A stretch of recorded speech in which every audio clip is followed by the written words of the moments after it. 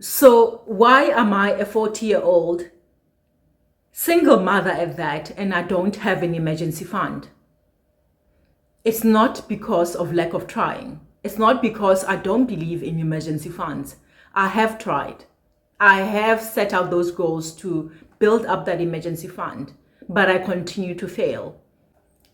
Hey guys, welcome to my channel. My name is Kato and I am so glad that you are here. Today I want us to talk about the fact that I am 40 years old and I do not have an emergency fund. Yes, I am 40 years old and I don't have an emergency fund. Now get me right, I don't say this as some sort of badge of honor. No, it's not. This is not a badge of honor. But I also want to emphasize that this is not something that I sit here ashamed of. I am not ashamed that I don't have an emergency fund. I say this because when, as a person, you go seeking for financial advice, you want to do better, and you watch the financial channels. One of the things that is recurringly emphasized is the importance of building an emergency fund. And usually I watch these videos and like a child, I feel like curdling and just hugging myself, because no matter how hard I try, I always find that I struggle to build an emergency fund. I want to say this again. It's not because of lack of trying, but life always happens such that I fail. I want to break this video into 3 parts. I want to tell you guys why I don't have an emergency fund. And I also want to talk about how I have been surviving the emergencies that I incur in life, because those I do incur. But further, I want us at the end of this video to talk about ways we can cushion ourselves against emergencies, given that we don't have emergency funds. I'm assuming that you have clicked on this video because, like me, you don't have an emergency fund. So do we just sit and accept that that's the way things are gonna be? Or do we create other ways to cushion ourselves for those rainy days so that when they do come, because come they will, that's an inevitable of life. But when they do come, we are better cushioned and better off than when we sit back and we say, I just don't have it. That's what I want to do on this video. All right. So why am I a 40-year-old single mother at that and I don't have an emergency fund? It's not because of lack of trying. It's not because I don't believe in emergency funds. I have tried. I have set out those goals to build up that emergency fund, but I continue to fail. Why? Because my salary can't keep up and it doesn't stretch far enough for me to have access to save. It doesn't stretch far enough to cover all my living expenses and have a little bit stashed away. I did the right things. I went to varsity. I did very well. I got a good job, but my salary is just not keeping up with the expenses that are continually rising. And I know that that is the issue. That is the point, the sore point in a lot of people's lives. Our salaries are just not keeping up with life's expenses. The salaries stay the same for years. Mine has stayed the same for years. But my living expenses continue to grow. So where am I going to get the little extra to put away for my emergency fund? Some might say, well, that's the definition of living above your means. It's okay, you can say that, but I can assure you, I don't live a lavish life. I don't go to restaurants. I don't buy new clothes. I don't do anything but cover my living expenses with my salary. That is it. So point 2, how do I cover my emergencies? When I do have that leaking roof, when the car breaks down, what do? The truth, I use my credit card. I don't even have to beat around the bush. I use my credit card. That is the only way I survive emergencies, and that's the only way that I guess I am prepared for future emergencies. A credit card. We are going to go further into that because that's a whole can of worms that people don't like to be said. But this is the truth for a lot of us. And it's going to continue to be the truth for a lot of us. So we need to address it. You probably clicked on this video because you don't have an emergency fund. What can we do? What are some of the things we can do in our lives right now to cushion ourselves against that emergency fund? Remember, it's suggested that an emergency fund is when you keep 6 to 12 months of your monthly expenses and you save them and stash them away. That can be a very overwhelming goal to reach. You know, they always say that the best way to eat an elephant is to carve it up into small pieces. Why don't we break this goal up into little pieces so that we have little wins along the way, little milestones that we reach that can then motivate us. And at the end, we find that we have some sort of cushion against future emergencies. I want us to build buffers in our lives. I want us to build cushions in our lives so that when emergencies happen, and that they will, it's an inevitable. When it does happen, you just have some sort of cushion in order to be able to survive it a little bit better.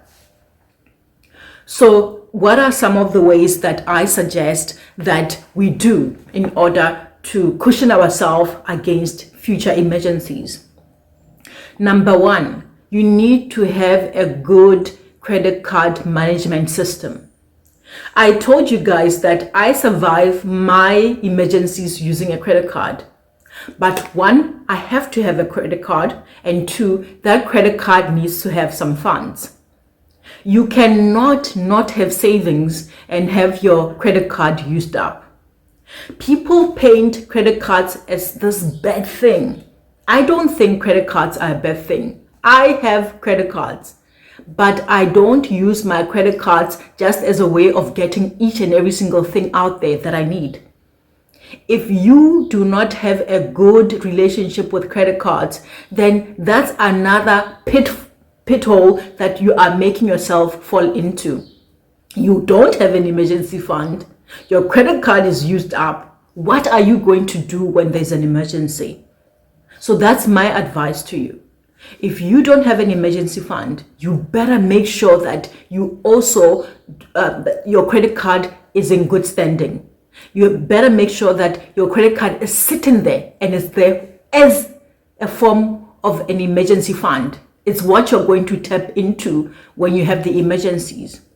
And if you have such a good relationship with your credit card management system, that means that when the emergency fund, you will try find ways to pay off that credit card as soon as possible. Obviously, that depends on the magnitude of your emergency. That's the first thing. All right. But what are the other things that you can do outside of credit? For me, I have decided that I am going to put my things into categories. So usually they say save 6 to 12 months of your monthly expenses as an emergency fund. I've decided that I'm going to take each category of my expenses and try to save towards that. Let me give this an example. You guys know that I have started food stockpiling. If you haven't seen those videos, I will pin them up here, but these are the videos that I'm talking about. Please go watch those if you haven't started. But I have started food stockpiling. So I've decided that I'm going to break my monthly expenses into categories. I know how much food I need in a month. So I'm going to first start off by building 3 months of food supply in my house. That's what I've started doing, and I'm almost done achieving that goal. I'm then going to go to the next part. I'm only starting with 3 months for now.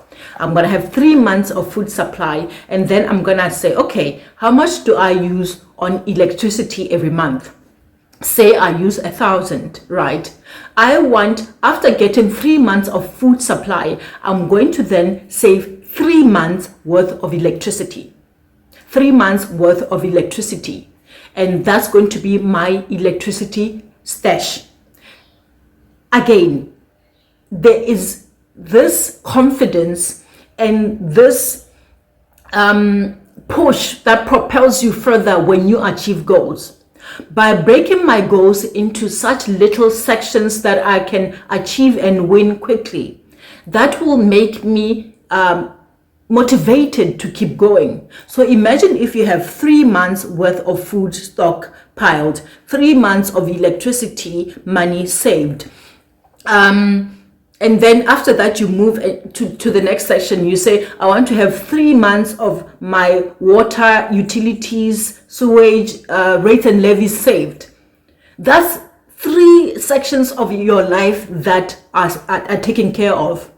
So if you lose your job tomorrow, 3 months worth of food will be taken care of, 3 months of electricity, 3 months of rates and levies, and all those utility expenses will be taken care of. That means that you'll have everything else for 3 months to worry about, but those 3 things will be taken care of. But we don't stop there. We keep on doing all the other things until we get to the point where we have to face the biggest hurdle, that's rent or mortgage. That should be the one that at the end you start to work towards, and you say, you know what, I want to get to the point where I have 3 months worth of my mortgage saved up. That you don't even have to put in your savings account. You can pay towards your mortgage and have an excess account. It's a whole topic that we can talk about in a different video. But for my mortgage, for example, I can pay in it and it stays in my mortgage account, but it's a balance that I can use. So anytime I can pull it out when I need to. But by having it in that account, it reduces the interest that I am charged in a monthly basis. So if you have done all the other things and you have compiled enough, whether it be food, electricity funds, and so forth, for say 6 months, then you can start now putting 500 towards your mortgage every month. You put a little bit at a time, and over time it's going to accumulate. I feel like I am kind of rushing this, and we might have to break these things up into their own segments, their own videos. But that's what personally I'm going to do. I'm going to break each one of my expenses and target one area at a time until I feel like I have an emergency cushion. It may not be only monetary, but I have an emergency cushion that can sustain me for a little bit of time further. I don't know what you think. Why do you not have an emergency fund if you don't have one? If you do have one and you've struggled in the past, how did you manage to go over that hurdle and get to have an emergency fund?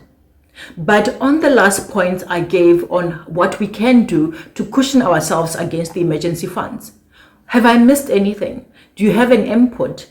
Do you think there's something else we could be doing? What are your suggestions? Let's talk in the comment section. Let's discuss it. And like we always do, let's be respectful, because your input, your experience might help the next person out there. And that's exactly what I love about this community, the input we get from other people's experiences. Guys, thank you so much for being here. I look forward to conversing with you in the comment section. And until the next time, be blessed and start building that emergency cushion.